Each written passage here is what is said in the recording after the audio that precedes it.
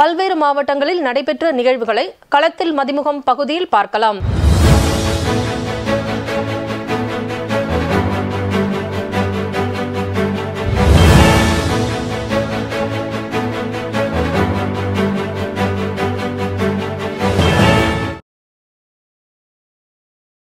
அரியலூர் மாவட்டம் ஜெயம்கொண்டம் அருகே உள்ள கல்லாத்தூரிலும் ஆண்டிமடம் பகுதியிலும் மக்களுடன் முதல்வர் திட்டத்தின் கீழ் சிறப்பு முகாம் நடைபெற்றது. இதில் மாவட்ட ஆட்சியர் ரத்தினசாமி கலந்து கொண்டு குத்துவிளக்கு ஏற்றி முகாமினை துவக்கி வைத்தார். இந்த முகாமில் துறை ரீதியான அதிகாரிகள் பணிகள் குறித்து ஆய்வு மேற்கொண்டனர். பொதுமக்களிடம் இருந்து மனுக்கள் பெறப்பட்டது. இந்த முகாமில் ஜெயம்கொண்டம் வட்டாட்சியர்கள், வட்டார வளர்ச்சி அலுவலர்கள் உள்ளிட்ட அதிகாரிகள் கலந்து கொண்டனர். திருவள்ளூர் மாவட்டம் பழவேற்காடு அடுத்த லைட் ஹவுஸ் ஊராட்சிக்கு உட்பட்ட அரங்கம்குப்பம் கிராமத்தில் நள்ளிரவு 2 மணி அளவில் படகுகள் மற்றும் வலைகள் நிறுத்தும் இடத்திலிருந்து நெருப்பு புகை வெளிவந்துள்ளது. மேலும் புகை பரவி பெரும் நெருப்பாக பற்றி எரிய தொடங்கியுள்ளது. இதனை கண்ட அக்கம் பக்கத்தினர் ஓடி சென்று அவ்விடத்தில் பார்க்கும் போது மீனவர்கள் கடலுக்கு சென்றுவிட்டு தரையில் வைத்திருந்த மீன்பிடி வலைகள் எரிந்து கொண்டிருப்பதை கண்டு அதிர்ச்சி அடைந்துள்ளனர். இது குறித்து உடனடியாக கிராம நிர்வாகிகளிடமும் பொதுமக்களிடமும் தகவல் அளித்ததன் பேரில் அனைவரும் ஓடி சென்று தீயை அணைக்கும் பணியில் ஈடுபட்டுள்ளனர். இருப்பினும் ஏராளமான மீன்பிடி வலைகள் எரிந்து சாம்பல் ஆகின. இது குறித்து உடனடியாக திருப்பாலைவனம் காவல்துறையினருக்கு தகவல் அளித்துள்ளனர். திருப்பாலைவனம் காவல்துறையினர் விரைந்து வந்து விசாரணை நடத்தி வருகின்றனர். சுமார் 50 மீனவர்களுக்கு சொந்தமான மீன்பிடி வலைகள், சுமார் 80 லட்சம் ரூபாய் மதிப்பிலான வலைகள் எரிந்து சாம்பல் ஆனதால் மீனவர்களின் வாழ்வாதாரம் முற்றிலும் பாதிக்கப்பட்டுள்ளது.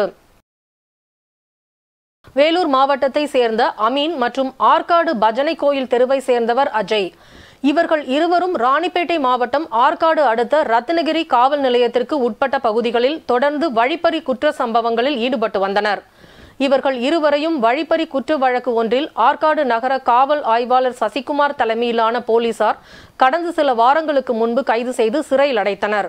இவர்கள் இருவரின் குற்ற செயல்களை கட்டுப்படுத்தும் பொருட்டு குண்டர் தடுப்பு காவல் சட்டத்தின் கீழ் கைது செய்ய மாவட்ட காவல் கண்காணிப்பாளர் கிரண் ஸ்ருதி மாவட்ட ஆட்சியருக்கு பரிந்துரை செய்தார். அதன்படி மேற்குறிப்பிட்ட 2 இளைஞர்களையும் குண்டர் தடுப்பு காவல் சட்டத்தின் கீழ் கைது செய்ய ஆட்சியர் சந்திரலேகா உத்தரவிட்டு வேலூர் மத்திய சிறையில் அடைத்து நடவடிக்கை மேற்கொண்டனர். மத்திய அரசின் தகவல் ஒலிபரப்பு அமைச்சகம், மத்திய மக்கள் தொடர்பகம் சார்பில் மத்திய அரசின் மக்கள் நல்வாழ்வு திட்டங்கள் குறித்து 3 நாள் புகைப்பட கண்காட்சி வாலாஜாபேட்டையில் நடைபெறுகிறது. அதன் ஒரு பகுதியாக முதல் நாளான இன்று வாலாஜாபேட்டை அரசு பெண்கள் மேல்நிலை பள்ளியில் பெண் குழந்தைகளை பாதுகாப்போம், பெண் குழந்தைகளின் கல்வியை ஊக்குவிப்போம் என்ற தலைப்பில் விழிப்புணர்வு நிகழ்ச்சி நடைபெற்றது. இதில் கலந்து கொண்ட மாவட்ட குழந்தைகள் பாதுகாப்பு அலகு அலுவலர் அனுசியா பெண் குழந்தைகள் பாதுகாப்பு பற்றியும், குழந்தை திருமணம் தடுப்பது பற்றியும், எந்த வயது வரை குழந்தைகள், குழந்தை திருமணம் செய்யும் நபர்களுக்கு என்ன தண்டனை உள்ளிட்ட பல்வேறு அறிவுரைகளை மாணவிகளுக்கு வழங்கினார். அதேபோல் மத்திய அரசு திட்டத்தின் மூலம் பெண் கல்வியை ஊக்குவிப்பது குறித்தும், குழந்தைகளை பாதுகாப்பு குறித்தும் எடுக்கப்படும் நடவடிக்கைகள் குறித்து தெரிவிக்கப்பட்டது. மேலும் சமூக நலத்துறை, காவல்துறை உள்ளிட்ட துறைகளின் கீழ் வருகை தந்திருந்த அலுவலர்கள் பெண் குழந்தைகளுக்கு மத்திய அரசு மூலம் நடவடிக்கைகள் எடுக்கப்படும் திட்டங்கள் குறித்து எடுத்து பேசினர்.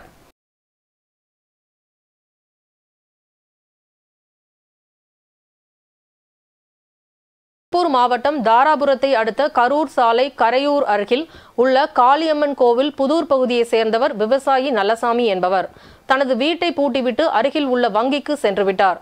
இந்த சூழ்நிலையை நோட்டமிட்ட திருடன் நல்லசாமியின் வீட்டில் கதவை உடைத்து ஒரு பீரோவில் 7.5 பவுண்ட் நகை, மற்றொரு பீரோவில் அரை சவரன் மோதிரம் மற்றும் ரொக்கம் 12,000 திருடி தப்பி சென்றுவிட்டார்.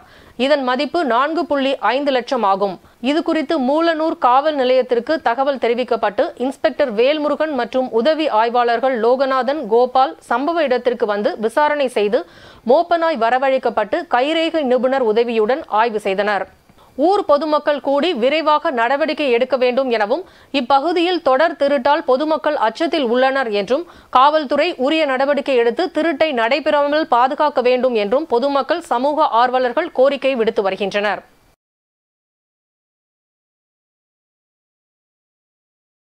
அரியகுளம் பகுதியில் பாலைவனத்தில் விளையும் பேரீச்சை விவசாயி அறுவடை பணி துவக்கம். தருமபுரி அருகே 34 வகையான பேரீச்சை மரம் 11 ஏக்கரில் விவசாயி ஒருவர் சாகுபடி செய்துள்ளார். பேரீச்சை பழம் அறுவடை தொடங்கிய நிலையில் 1 கிலோ ரூபாய் 150 முதல் ரூபாய் 600 வரை ரகத்துக்கு ஏற்ப விற்பனை செய்யப்படுகிறது. தர்மபுரி வட்டம் அரியகுளம் அருகே அரேபிய பேரீச்சை அமோக விளைச்சலை கண்டுள்ளது. வறட்சியால் விவசாயத்தை இழந்து தவிக்கும் விவசாயிகளுக்கு இது வரப்பிரசாதமாக அமைந்துள்ளது. பாலைவனங்களில் மட்டுமே விளையும் பணம் கொழிக்கும் பயிரான பேரீச்சை தர்மபுரி மாவட்ட விவசாயிகளின் கவனத்தையும் ஈர்த்துள்ளது. வறட்சியால் விவசாயத்தை இழந்து தவிக்கும் விவசாயிகளுக்கு பேரீச்சை ஒரு வரப்பிரசாதமாகவும் அமைந்துள்ளது.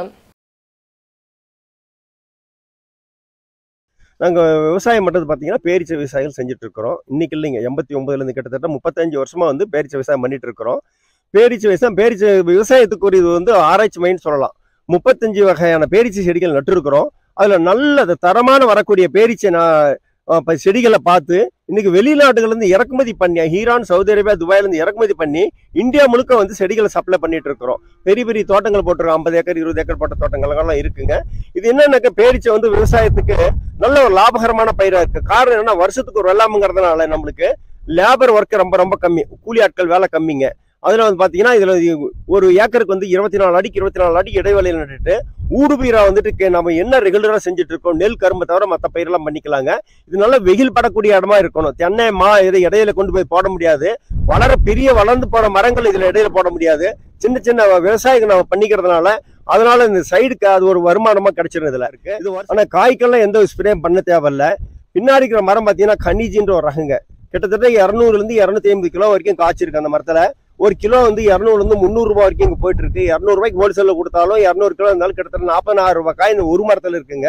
நான் விவசாயிகளுக்கு நாம என்ன சொல்றோம்னாக்க 200 கிலோ காய்க்கும், 50 ரூபாய் கிலோ கொடுங்க. ஒரு மரத்துக்கு 10,000 ரூபாய் குறவு இல்லாமல் வருமானம் கிடைக்கும். ஒரு ஏக்கருக்கு 70,60,000 ரூபாய் வருமானம் வரும். 60,000 ரூபாய் செலவு பண்ணாலும் 7 லட்சம் ரூபாய் நிகராக கிடைக்கும். ஆனா என்னன்னா ஆரம்பத்துல முட்டோலி கொஞ்சம் அதிகங்க. நம்ம தருமபுரி மாவட்டத்தில் பார்த்தீங்கன்னா பெரிய லெவலில் விவசாயத்துல ஒன்றும் கிடையாது. ரொம்ப எல்லாமே நஷ்டத்துல இருக்காங்க. ஆனா அவங்களுடைய சக்திக்கு தகுந்த மாதிரி ஒரு 10 செடி வாங்கி வளர்த்தா கூட அவங்களோட பிற்காலத்துக்கு ஒரு பென்ஷன் தொகை மாதிரி கிடைக்குங்க. வேலூர் மாவட்டம் பேரானம்பட்டு அடுத்த மந்தூர் அருகில் அதிகாலை சாலை நடுவில் உள்ள சென்டர் மீடியனில் மோதி லாரி விபத்துக்குள்ளானது. இதில் ஓட்டுநர் படுகாயமடைந்தார்.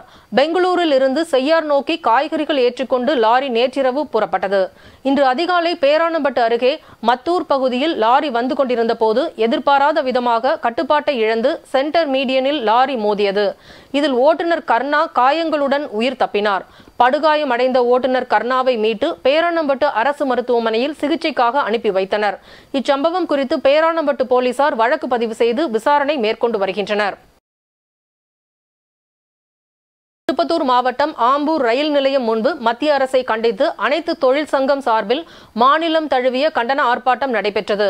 இந்த ஆர்ப்பாட்டத்தில் சர்வாதிகாரத்தை நிலைநிறுத்துகிற குற்றவியல் சட்டங்கள் 3ஐயும் திரும்ப பெறவும், ஒன்றிய நிதிநிலை அறிக்கையில் தொழில் சங்க கோரிக்கைகளை இடம்பெற செய்ய வேண்டும், விவசாயிகளின் விளைபொருட்களை குறைந்தபட்ச ஆதார விலை வழங்க வேண்டும் உள்ளிட்ட கோரிக்கைகளை வலியுறுத்தி கண்டன ஆர்ப்பாட்டம் நடைபெற்றது.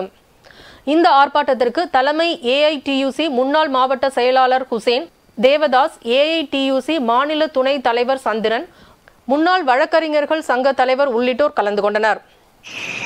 எங்களுடைய கோரிக்கை என்னவென்று சொன்னால், நீதிமன்றத்தையும் நீதியை எதிர்பார்த்து போராடி கொண்டிருக்கிற பொதுமக்களுடைய நியாயத்தையும் வலியுறுத்துகின்ற வகையில் புதிய 3 குற்றவியல் சட்டங்களை திருத்தம் செய்து சமஸ்கிருதத்திலும் இந்தியிலும் கொண்டு வந்திருக்கின்ற கேடுகட்ட மத்திய அரசை கண்டித்துதான் இந்த ஆர்ப்பாட்டம் நடைபெற்றுக் கொண்டிருக்கிறது.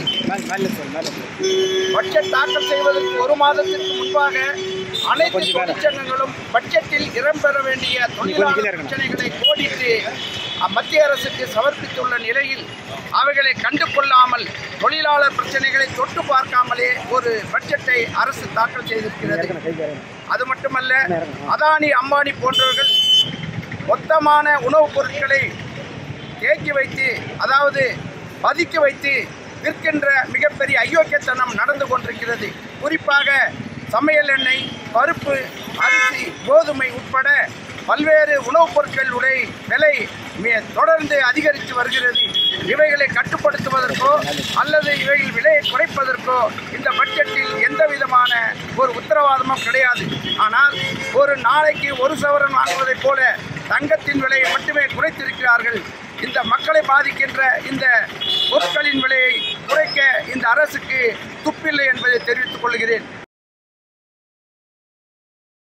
திருப்பத்தூர் மாவட்டம் வாணியம்பாடி அடுத்த கிரிசமுத்திரம் பகுதியில் சென்னையிலிருந்து ஓசூர் நோக்கி வேணுகோபால் என்பவர் சோப்பு தயாரிக்கும் சோப்பு ஆயிலை இன்னும் ரசாயன எண்ணெயை டேங்கர் லாரியின் மூலம் ஓசூருக்கு கொண்டு சென்றபோது சென்னை பெங்களூர் தேசிய நெடுஞ்சாலையில் மேம்பாலம் அமைக்கும் பணிகள் நடைபெற்று வரும் நிலையில் லாரி ஓட்டுநர் கட்டுப்பாட்டை இழந்து தேசிய நெடுஞ்சாலை ஓரம் கவிழ்ந்து விபத்துக்குள்ளானது.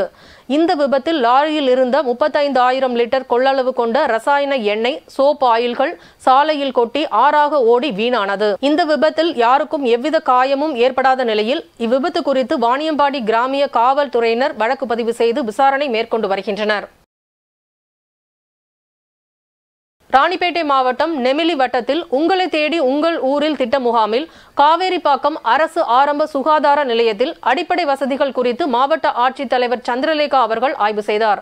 ரேஷன் கடையில் ஆய்வு செய்த போது ரேஷன் பொருட்கள் அரிசி, பருப்பு, எண்ணெய், சர்க்கரை இருப்பு எவ்வளவு உள்ளது என கேட்டறிந்தார். தொடர்ந்து இ சேவை மையத்தை ஆய்வு செய்து பதிவேடுகளை பார்வையிட்டார். தொடர்ந்து காவேரிப்பாக்கம் பேரூராட்சி அலுவலகத்தில் அலுவலக பதிவேடுகளை பார்வையிட்டு தற்போது நடைபெற்று வரும் வளர்ச்சி பணிகள் குறித்து கேட்டறிந்தார். ஆற்றங்கரை அருகே மின் தகன மேடை பார்வையிட்டு ஆய்வு செய்தார். மீதமுள்ள பணிகளை விரைவில் முடித்து பயன்பாட்டுக்கு கொண்டு வர வேண்டும் என உத்தரவிட்டார். அதே பகுதியில் பல லட்சம் ரூபாய் மதிப்பில் கட்டப்பட்டு வரும் குடிநீர் தேக்க தொட்டியை ஆய்வு செய்தார்.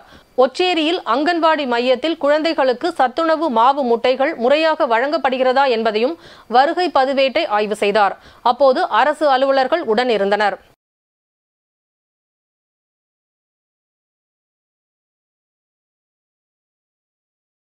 திருப்பூர் மாநகராட்சி மங்கலம் சாலையில் நேற்று முதல் தொடர்ந்து ஆக்கிரமிப்புகள் அகற்றும் பணி நடைபெற்று வருகிறது.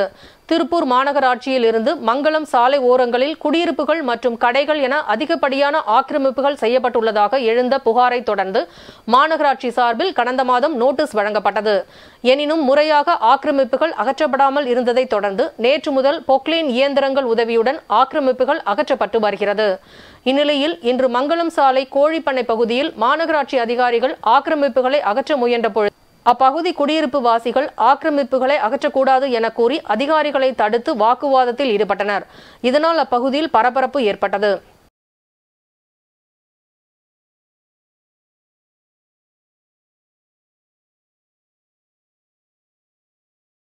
அரியலூர் மாவட்டம் ஜெயங்கொண்டம் நகராட்சிக்கு உட்பட்ட பல்வேறு பகுதிகளில் ஆக்கிரமிப்புகள் உள்ளதாகவும் அதனை அகற்ற நகராட்சி முன்வர வேண்டும் எனவும் அதேபோல் பல்வேறு சாலைகளில் சரியான முறையில் கழிவுநீர் வடிகால் வசதிகள் இல்லாததால் சாலையில் ஆங்காங்கே கழிவுநீர் தேங்கி நிற்பதால் நோய் தொற்று ஏற்படும் அபாயம் உள்ளது. ஆகையால் வடிகால் வசதி ஏற்படுத்த வேண்டும். மேலும் செந்துறை சாலையில் உள்ள சுடுகாட்டில் பிணம் எரிவதால் சாலையில் செல்பவர்கள் பயந்து செல்வதுடன் மூக்கை மூடி செல்ல வேண்டிய நிலை உள்ளது. ஆகையால் தடுப்பு சுவர் அமைக்க வேண்டும் உள்ளிட்ட பல்வேறு கோரிக்கைகளை முன்வைத்து ஜெயங்கொண்டம் நகராட்சி முன்பு தீரன் நகர் குடியிருப்போரில் சங்கம் மற்றும் மார்க்சிஸ்ட் கம்யூனிஸ்ட் கட்சியின் சார்பில் கண்டன ஆர்ப்பாட்டம் நடைபெற்றது. இந்த கோரிக்கைகள் மீது நடவடிக்கை எடுக்காத பட்சத்தில் நகராட்சிக்கு பூட்டு போடும் போராட்டத்தை கையில் எடுக்க உள்ளதாகவும் தெரிவித்துள்ளனர்.